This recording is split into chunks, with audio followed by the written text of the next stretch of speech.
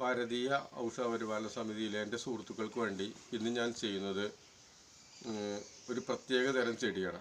ഞാൻ അധികം ചെയ്യുന്ന ചെടികൾ വംശനാശം സംഭവിക്കുന്നതാണ് ചെയ്യുന്നത്. അത് യൂട്യൂബിൽ നിന്ന് എടുത്തിട്ടോ നെറ്റിൽ നിന്ന് എടുത്തിട്ടോ അല്ല, വീട്ടിൽ നിൽക്കുന്ന ചെടികളാണ് ഞാൻ പരിചയപ്പെടുന്നത്. വീഡിയോ ഞാൻ അതാണ് ചെയ്യാറുള്ളത്. പുറത്തുനിന്നുള്ള വീഡിയോ ചെയ്യുമ്പോൾ ഞാനത് പറയാറുണ്ട്. ഇത് നമുക്ക് വേരറ്റ് പോകുന്ന ഒരുപാട് ഔഷധ സസ്യങ്ങളെ സംരക്ഷിക്കുക എന്നുള്ളൊരു ലക്ഷ്യമാണ്. ഇപ്പോൾ ഞാനിന്ന് അതിന് വേണ്ടി എനിക്ക് പരിചയപ്പെടുന്നത് കാസാവ് എന്ന് പറഞ്ഞൊരു ചെടിയാണ്. ഇതാണ് അത് ചെടി. ഇത് കായാമ്പൂ എന്നതിന് പറയാറുണ്ട്.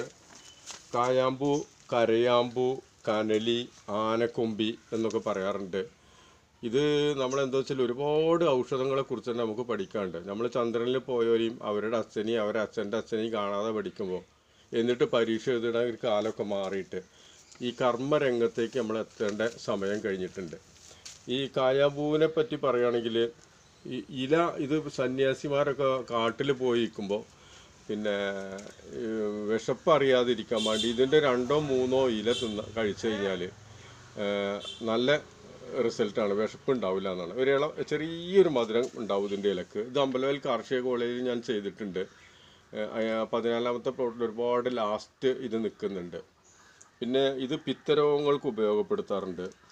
പിന്നെ ഇതിൻ്റെ വിശപ്പ് അറിയാതിരിക്കാൻ തന്നെയാണ് മെയിനായിട്ട് ഇത് പഴയ കാലത്ത് ഉപയോഗിച്ചിരുന്നത്. പിന്നെ കത്തിയുടെ പിടി ഉണ്ടാക്കാൻ ഉപയോഗിക്കും.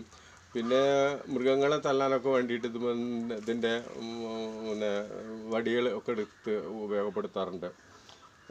ഇല അണുനാശകമാണ്. പിന്നെ അതുകൊണ്ട് ഈ ഇല തിളപ്പിച്ച് ആ വെള്ളം കൊണ്ട് കണ്ണ് കഴുകിയാൽ ഈ കണ്ണിലുള്ള അസുഖങ്ങളൊക്കെ ഒഴിവാക്കാൻ പറ്റും. ഇതിൻ്റെ കായ ഭക്ഷണമാണ്. ഈ മലശോധനയ്ക്ക് നല്ല റിസൾട്ടാണ് ഇതിൻ്റെ കായ. നല്ല രസമുള്ളതാണ് ഇതിൻ്റെ പൂവൊക്കെ, ഒരു ഇളം നീല നിറത്തിൽ. പക്ഷെ ഇത് ഒരുപാട് കാലം നിന്നാലേ ഇതിപ്പോൾ ചെടിയായി വരുള്ളൂ. വളർച്ച കുറേ ഉണ്ട് ഇതിന്. പിന്നെ ഈ ചതവ് പറ്റിയ ഭാഗത്ത് ഇത് അരച്ചിട്ടാൽ പെട്ടെന്ന് സുഖമാവും. പിന്നെ പൂവ് മോരിൽ അരച്ച് ചൂടാക്കി ഇങ്ങനെ പുറമേ പുരട്ടലുണ്ട്. അത് ഈ മുണ്ടി നീര് എന്ന് പറഞ്ഞ അസുഖത്തിന് ഇത് ഇങ്ങനെ ചെയ്യാറുണ്ട്. പിന്നെ ഈ പൂവിൻ്റെ നീര്, പിന്നെ കണ്ണുദീനത്തിന് നമുക്കതിൻ്റെ നീര് കണ്ണിൽ ഒറ്റിക്കാറുണ്ട്. ഈ കണ്ണിൻ്റെ ഒരു തരം അസുഖം ചില കാലഘട്ടങ്ങളിൽ ഉണ്ടാകുമ്പോൾ അതിന് ഇതിൻ്റെ പൂവ് ഉപയോഗപ്പെടുത്താറുണ്ട്. അതുപോലെ ഇതേപോലത്തെ നല്ല ഔഷധ സസ്യങ്ങളെ കുറിച്ചിട്ട് നമുക്ക് പിന്നെ വംശനാശം സംഭവിക്കുന്ന സംഗതികൾ നമുക്ക് രക്ഷപ്പെടുത്തി എടുക്കണം. ഓരോ വൈദ്യരാണെങ്കിലും തന്നെ അവരുടെ വീട്ടിൽ ഈ സസ്യങ്ങൾ ഉണ്ടായിരിക്കണം. അതിനുള്ളൊരു ശ്രമമാണ് നമ്മൾ ചെയ്യേണ്ടത്. Okay, by.